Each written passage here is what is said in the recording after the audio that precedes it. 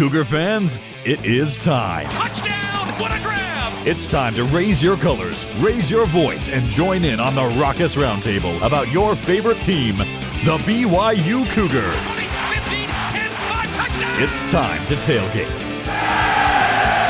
Cougar Tailgate, where BYU sports fandom lives. And here's your host, Lauren McClain. What's up, Cougar Nation? I'm Lauren McClain, and we're here to tailgate with you, doing what we do best, talking all things BYU Cougars.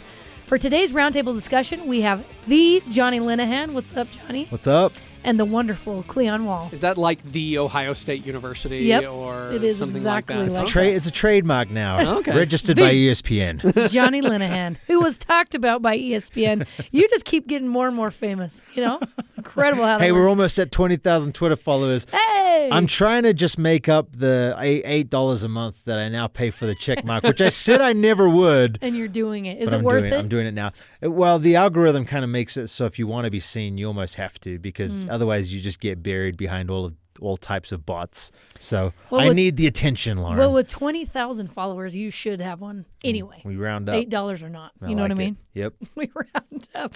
BYU basketball, guys, is rolling at 8-0, winning by an average of 32.9 points. The Cougars were picked to finish second to last in the Big 12 and are currently first in the net rankings and ranked 14th in the AP poll. Whoa! Who thought that was going to happen? I think it's easy to let our imaginations run wild with how good we think this BYU team is or could be, but should we be tempering our expectations? So we're going to get right into the fan question, which is, are your expectations tempered with Big 12 play looming, or are you riding this BYU men's basketball wave? At DYoung1993 on X said, I'm enjoying this at the moment with full expectations that it'll come crashing down in Big 12 play, but it always hopes for the best while expecting the worst. Crashing down? I mean, Yeah, a little wow. dramatic. Yeah, That's what he thinks, though. No. I understand why that is, but I mean, BYU's playing so well right now. Let's focus on the good. I know you want to say, oh, well, let's be realistic, and it is realistic, but they're playing so well right now. Why do you want to say it's going to come crashing down? I know the Big 12 teams are good, but are they that good? Have you looked at Oklahoma State? BYU's going to play them twice this year. Have you looked at Oklahoma State? They're not a good team. I think BYU can Cleon. get 2 wins there. You just gave Oklahoma So now they State lose locker to fodder. Yeah. Oklahoma State and exactly. football. What? Blame Cleon. Blame Cleon for that. Cougs on X said BYU is doing exactly what they need to do in non-conference. As long as they can be competitive in most of their Big 12 games, they still should make the tournament. What do you think, Johnny? What do you think? Are you, because I know you're really following the team, are you riding the BYU wave, or are you like, I got to really temper my expectations right now? I mean, if they don't make the tournament, then it really has come crashing down. That's the absolute floor, as it should be every year as for basketball. But a little bit of a backstory. My first BYU game that I ever attended as a student was the Dallavadaga.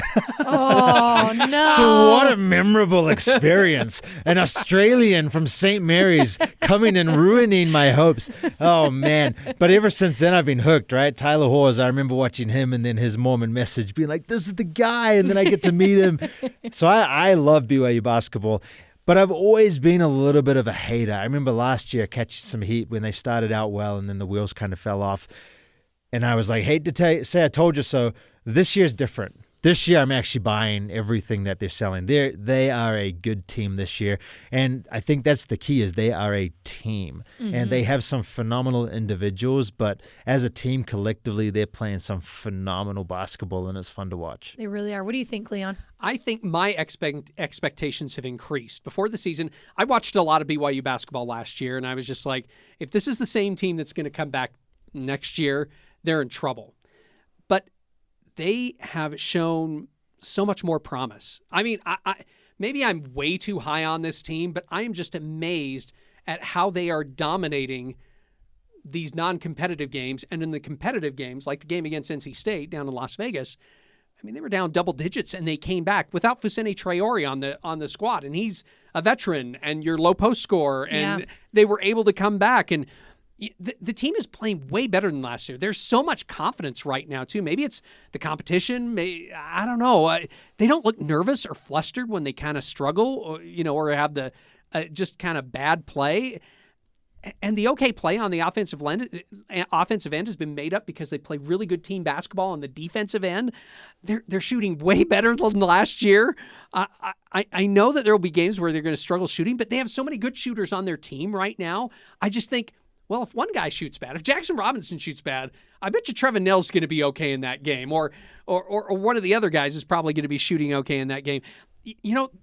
They're not just a three-point shooting team, too. I know I keep rambling on, but I'll finish off with this. They're not just a three-point shooting team, okay? When you look at it, you got Foose. I know he's injured, but you got Foose. He's a low-post guy. You got Ali Khalifa. He's really good at passing, and he's good at disrupting any guys coming to him because the guy's just huge. Right. Noah Waterman, he's a hustle guy and a rebounder. He says, when we talked to him just not too long ago for a pregame interview, he said, I bought in. I wasn't bought in last year. I'm bought in now. I'm a rebounder. And if I get a shot, great. And when he's getting his shots, he's making baskets. And Spencer Johnson, he's not a low post guy. But you know what? He's their second best low post player right now. Yeah. He's really good at the guard line about going down to the low post, distributing, and if he's got a shorter guy on him, he's going to take him to the basket. This team's strength is 3-point shooting and playing as a team right now. It's kind of like what Jonny said. This team's weakness, it's its lack of a star player. You give it to someone and you say, go get me a bucket. I don't know if they have that guy. Dallin Hall might be that one guy, but I'm not sure they really have that guy right now. I don't expect them to win the conference, but I'm feeling way better about this team that they could finish in the middle of the conference. They could finish 5, 6, or 7, and I'd be okay with that. Yeah. That would be awesome if they were able to do that. That'd be incredible. And they really are. They're very good from top to bottom. Their bench play has been incredible. The guys off the bench, how is Jackson Robinson coming off the bench? It's amazing. Jordan Clarkson. Yes, he really is. Just one of the best players on the team. And Mark Pope mentioned that they all bought in during the summer. They put in the work in the summer, and he said that really is where it all started. And that's why they're so good this season. Kansas, Houston, Baylor, and Texas are all currently ranked above BYU in the AP poll. As they should be. And BYU is undefeated. That should tell you how good this conference is. That's scary. And I don't think there's one BYU fan, maybe there is because there's some crazy fans, who expects the Cougars to run the table in conference play. It's not going to happen. There's some incredible, incredible teams. But I think we can still have expectations high and expect to lose some games. I think that's okay. The Cougars are so much better than we expected them to be. And they haven't even been in full health this season. They haven't had Foose.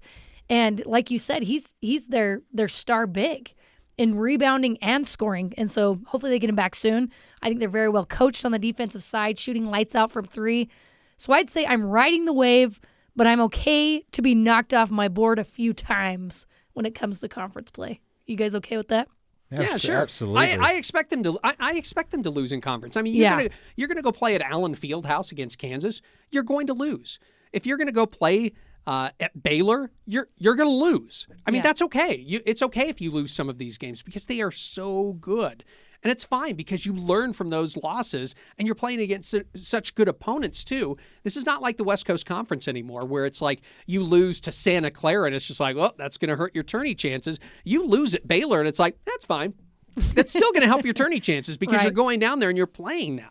You don't get that in the West Coast Conference. Right. So Absolutely. Even if you lose, it's still, I guess you could kind of say, a win for BYU. So you're doing 2 losses, Oklahoma State. 2 wins against Oklahoma State, losses against Baylor and Kansas. That's what I've heard so far, Cleon, from you. Hey, 2-2 right there. I won't go through the other 14 games that they're going to play. Listen, I just don't want them to lose to Utah. That's all I'm saying. That's gotta be the focus. That's for sure. But Utah's a good team. At Utah, team. It's going to be tough. Basketball is the greatest sport in the world. It really is. Here's why. It's inside, so you take the weather out of it. As a punter, I hated the wind. So, and you can go play by yourself. You don't need somebody else to throw to. Or if you kick a ball 50 yards, you don't have to run and get it. You can just shoot around. I love basketball. And the beauty of basketball and why March Madness is such a phenomenal tournament is really any team on any given day can beat anybody else. Mm-hmm. You might be able to say the same thing about some other sports like football. Every now and then you'll have like an Appalachian State, knock off Michigan, or like a BYU beating Texas Tech, like these big upsets. But really, like that can't be your example. Like it really in basketball, it really is like any given day. So I don't think anybody should expect BYU to run the table. I don't even know when the last team to win a national championship didn't lose either. Right. You had Kansas a few years ago go 30-0. They didn't win it. So losses are actually good learning experience, and I'm excited for the team to go through the gauntlet as long as I make the tournament. Last team to go undefeated and win a national championship, I think it was the 76-77 Indiana Hoosiers when Bob Knight was coaching that team. I might have the years wrong there, but it's right in that era. It is so tough. You play, nowadays, I mean, back then they didn't even play as many games, but nowadays you're playing 40 games. Yeah. 40 games. That's you're going to lose. You're going to lose. You're going to lose somewhere along the way. And that's okay because you learn from those experiences and you kind of move. I think the most recent one was it Memphis? University of Memphis, I think, went undefeated and went to the national championship game and then lost in the national championship game. Is that with Derrick Rose? Man, I'm feeling bad. I'm not going to go any further than that. These are great polls. I don't know. That is interesting. You could be totally right or totally wrong. So that might have been before I knew basketball was a sport, Cleon. I have no idea. Well, I already know that the 76 thing is You were before still your in the time. spirit So, yeah. Oh, goodness. Well, listen, let's not have that loss be against Utah, which brings us to our next segment, buy or sell. Number one is Jackson Robinson is the best player on this team. Think about that for a minute. Jackson is leading the team in scoring with 16.9 points per game. He's currently shooting 43.8% from three. He went 5 for 10 from 12 against San Diego State. He went off for 24-23 against Fresno State and NC State in the Vegas Showdown, and then most recently 19 points versus Evansville, which was a team high. Is he the best player on the team right now, Cleon? I'm going to sell, not because I don't like Jackson. I think you could say he's the best shooter on the team right now, even though Trevin Knell, that's a tough one too because Trevin Knell's really good at shooting threes. But I'd probably say he's the best three-point shooter. Jackson, in my opinion, when he drives to the basket, it can sometimes still feel like an adventure. But the one thing that he's really improved on this year is driving, deking, and doing a fadeaway. He has really got that game down. But if you give it to him out there at the three-point land, you're feeling pretty good about yourself. He was very streaky last year. He's playing so much better. I'm still not sure he's your best player, but I think he's your best shooter right now. What do you think, Johnny? I'm going to buy with an asterisk. When he's hot, he's hot. Yeah, like he Fresno is. State, I feel like he had most of his points within a 3-minute span. Yeah. He was like just Jimmer out there, right? Went down, I think he had like 3 threes in a row. He was hot. So buy with an asterisk. I'm a bit of a Spencer Johnson fanboy just because he's been around for 25 years, but he's also a phenomenal player. I think that's the great thing is I don't even think the team cares who's the best player. I mean, Jackson's coming off the bench scoring these points, right? I think that's his role, and he's the best at it on the team. So maybe he's the best at what he's been asked to do. So that's where I might buy it. Okay. I think he's the best sixth man. One of the best in the country probably right now. I'm going to sell it because I think there are so many equally good players on the team. I think he's right up there. But you mentioned Trevin Knell, Spencer Johnson, Dallin Hall. They have just some really good players. And you mentioned Cleon. There's really isn't a star right now. There's a lot of parity on the team. And I'm digging it. I love that. Oh, I love that too. Yeah. When you play basketball, and you know this, Lauren, because you played basketball in high school. Yeah. So when you play basketball in like a high school setting or just even an open gym sometimes, the best is when you get a good team around you. Maybe you have one guy who's really good. Or girl, excuse me. Sorry, since Lauren's here. But How dare you? One player who's really good, but you can feed off that player. And if you pass that ball around and you just get it going, that's so much fun. And that's the way it is with BYU right now. They're passing that ball. They're trying to find the best shot they can find.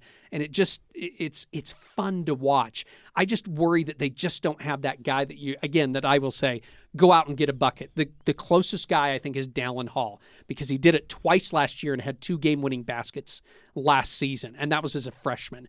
And he's finally starting to round into shape. But I don't think he even I think he's the closest because he's your ball handler. Right.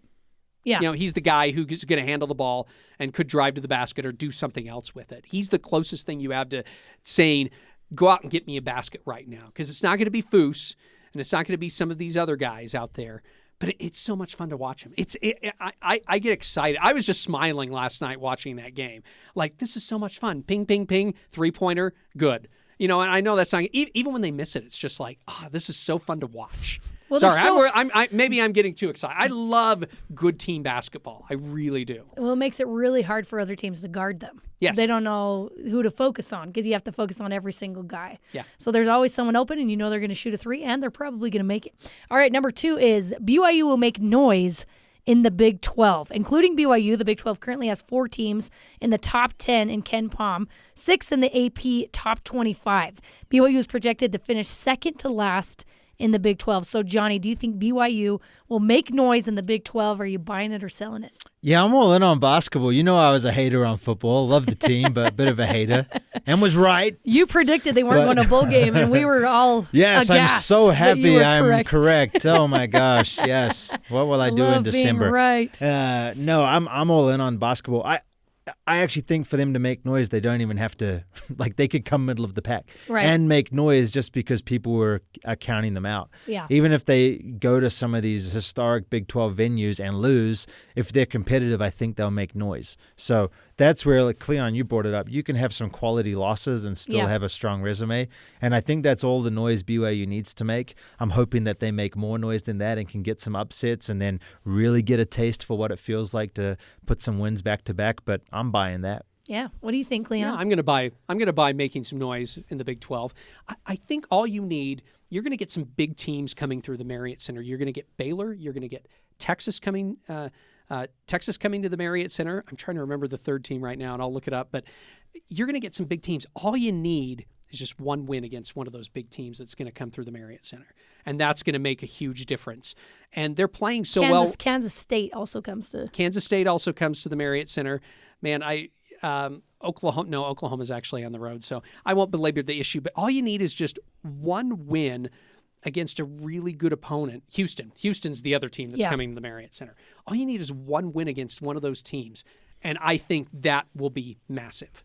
It's just going to reverberate there's a reason why we were able to rank this team high early, because we could see what their potential was. And so I think that's all you really need. All you need is one good win at the Marriott Center, and that, to me, is going to shake around the Big 12 we didn't take this team seriously. And I think some of the other teams that they took seriously in the preseason, who they picked out, I think some of those teams are starting to come back to the pack a little bit. I'll talk about your Oklahoma State. I'll talk about your West Virginia. West Virginia has a good program, but they had some problems because their coach got into some legal problems, and then he got fired, and everything else happened. So they're kind of struggling right now.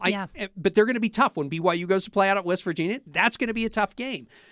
I think that all you need is a couple of really, really close games against some good teams. And if you can upset one of those teams that we talked about, if you could get either Houston, Texas, or Baylor, if you could upset one of those teams at home, that would just be massive for BYU right now. Yeah, it would be incredible because any one of those venues on the road is going to be insane. Yeah. That's going to be so difficult to play. I'm sitting here talking about West Virginia. If BYU wins at West Virginia and they're just kind of like a 500 team or barely above 500 team, that's still huge. West Virginia is a tough place to play a basketball game. So if they could get a win there, that would be amazing. I think the Marriott Center is going to really play it's going to be a hard place to play for any team that comes to the Marriott Center. If BYU can in any way finish 7-2 at the Marriott Center, that would be amazing. It would really, really be amazing. Yeah, we'll see what happens. And coming up is the game against Utah. And here's our last one for buy or sell. Will BYU defeat Utah at the Huntsman Center this week? So this is the only out-of-conference game that BYU is not favored to win. Utah has a 53% chance of winning, according to ESPN Analytics. Johnny, do you think BYU is going to get it done at the University of Utah? Yeah, it's going to be a real test for them. I know they've had some tests, down in Vegas where they were down NC State. But, yeah, it's going to be interesting. While they've been smoking teams, they've been expected to beat the teams. They've been playing really good basketball, but this is kind of the one where they're not really expected to win. And in conference play, that's where we're going to get to see, are they really what are they made of when the back's against the wall? So I think this is going to be a good test. I'm buying it, though. I'm hopeful that BYU can get the job done. we don't rely on the three as a team, but we're gonna need that three ball this week to get it done. So I think they're pretty hot. I think they get the job done. I'm wearing the blue goggles, but I don't expect it to be easy. Yeah, I'm buying it, even though the University of Utah is selling tickets, I think, for $3. They're like, come one, come all. In this economy? Please.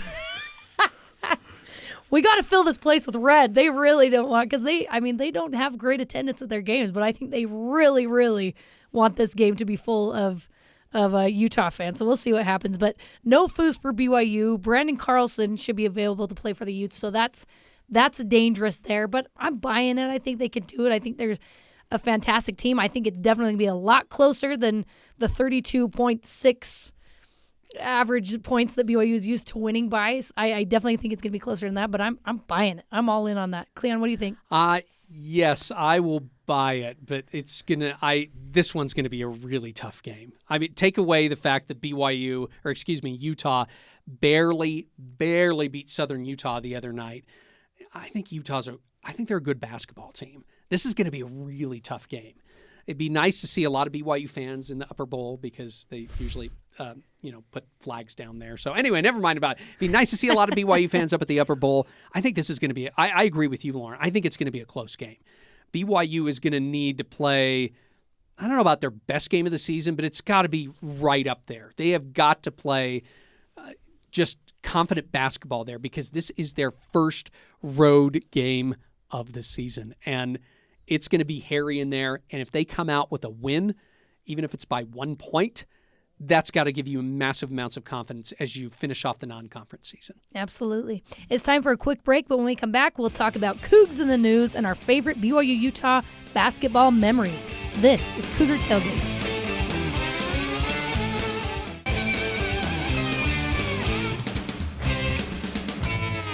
Welcome back to Cougar Tailgate. I'm Lauren McClain alongside Jonny Linehan and Cleon Wall. And Cleon, this segment's for you. Wow. It's called Thanks. Back in My Day. Tell me about the memory that sticks out to you the most from a BYU-Utah basketball matchup, because this is for you. We'll start with you. That is so nice of you. Thank you. You bet. Can I name three? Sure. I will name three. February 2002, Yeah. BYU's down 47-26 at the Marriott Center to Utah. They come storming back. Matt Montague, if anyone remembers that name, Matt Montague makes a three-pointer. This was BYU's starting point guard who is not known for making three-pointers. He makes a three-pointer to pull it within one to make it 61-60 in favor of Utah. And then he dishes off to pass Danny Ainge for the most assists to Eric Nielsen for the game-winning basket, and BYU ends up winning that game. It was phenomenal because this was coming off the years where Utah was dominant in basketball and BYU was an afterthought. And, this wasn't the same Utah team, but to finally see BYU kind of climb that mountain and make a massive comeback and to win that game, and the two guys who hit the shots and make the plays to win the game are the only two seniors on the team. And it was just, wow. I just remember that. And it was so phenomenal.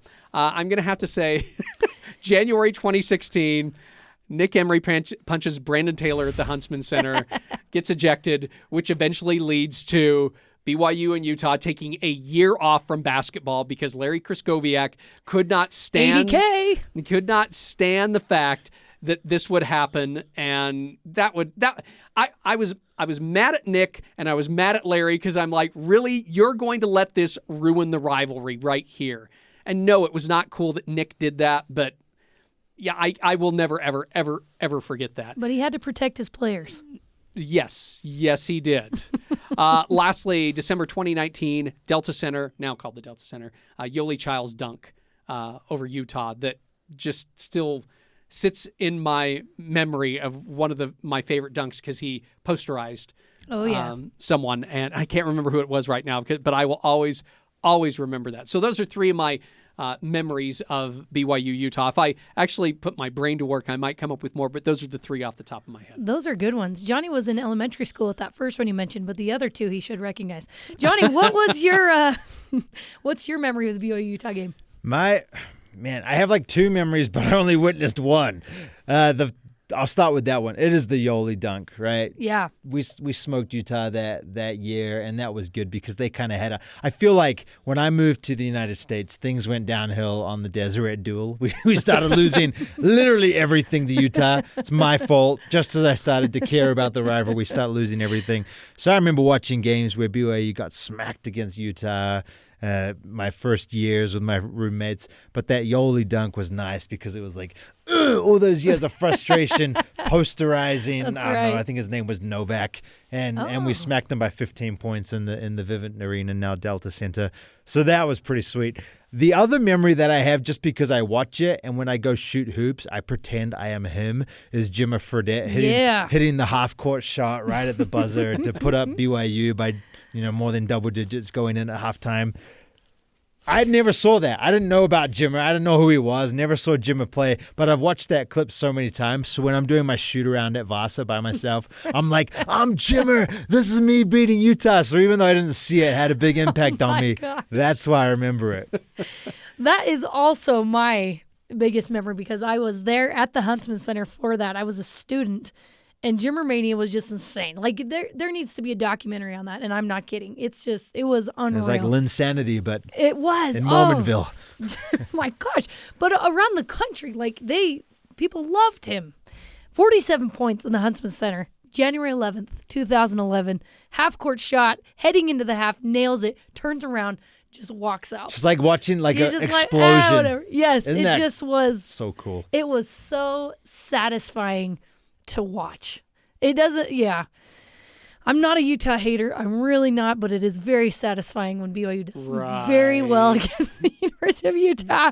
And Jimmer those years were great years for BYU basketball. Okay, guys, we're going to go to our segment called Cougs in the News. Number 1, BYU defensive end Tyler Batty announces he will be returning for his last year of eligibility. Johnny, how important is this for the continuity of year 2 in Jay Hill's defense? We're switching a little bit here to football, but how important do you think that is that he's deciding to come back? I think it's huge. I mean, one of the captains of the team. Last year, I remember getting frustrated against Texas Tech when he had that personal foul, and I remember saying out loud, "You have a C on your chest. Like, why are you doing this?" And then the ref said, he got spat in the face. I was like, hey, all right, you do you, Tyler. That's sweet. I would have done the same thing. I'm actually glad. But, man, towards the end of the season, especially against the Oklahoma schools, he came alive. Mm-hmm. He was the Tyler Batty who I know he can be. So I'm excited for him to continue to have that chip on his shoulder, come back again, and lead the defense. We need it. Spitgate. Cleon, what do you think? I think it shows that he believes in Jay Hill and himself. It also shows that Jay Hill's a pretty good salesman, and he was able to sell him on, please come back, I need you.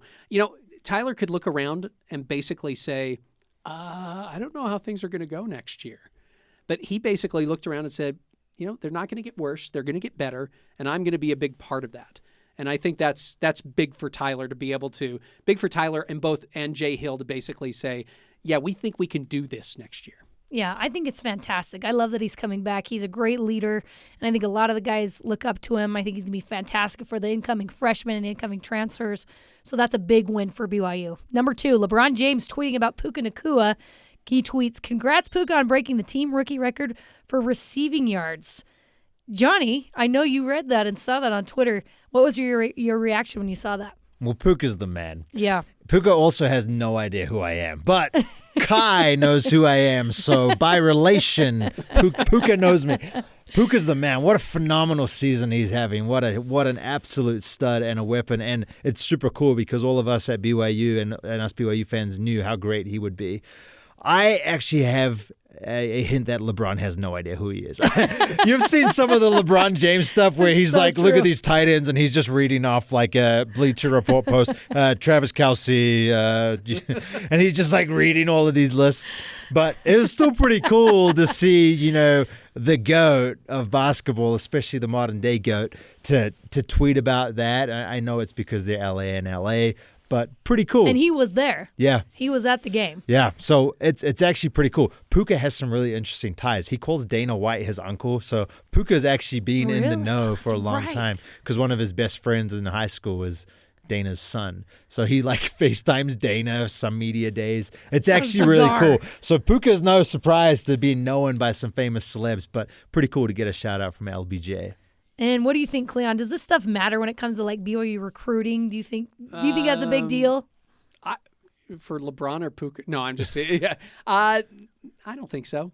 Yeah. I don't know. I it might draw more interest. Maybe guys will say, "Oh wow, LeBron's shouting out Puka. Puka's having a great season.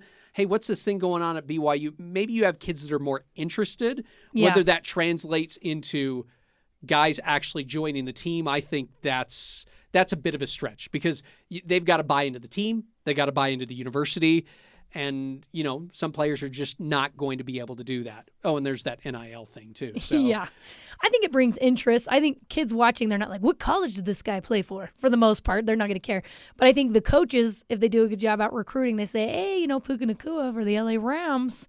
LeBron James tweeted about him. He was a BYU product. So they use stuff like that in the recruiting, process. So who knows? I think it's cool, and I think kids these days would think that's really cool too. All right, the last one is Zach Wilson announced he will start against the Texans on Sunday. He clearly didn't want to play for the Jets, but head coach Robert Saleh said he is fired up.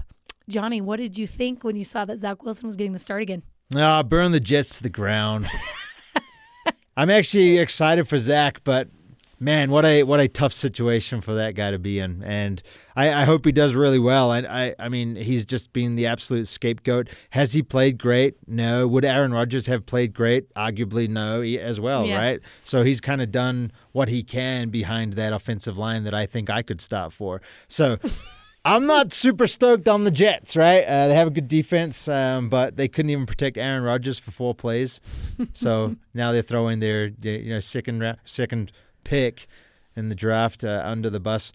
So I'm excited for Zach to move on. So hopefully he sticks it to him, has a good end of the season, and stays ups healthy. his stock, stays healthy, and then Yeah. can go to a place where they actually Hey, by the way, Johnny, support him. I just got a text from the Jets. They're looking for a washed-up punter. They say they're really interested in you. Are you still feeling that way about the Jets right now? Jets, Jets. Man, I think I could play offensive line for the Jets before I could punt for the Jets. I think I could too. Right.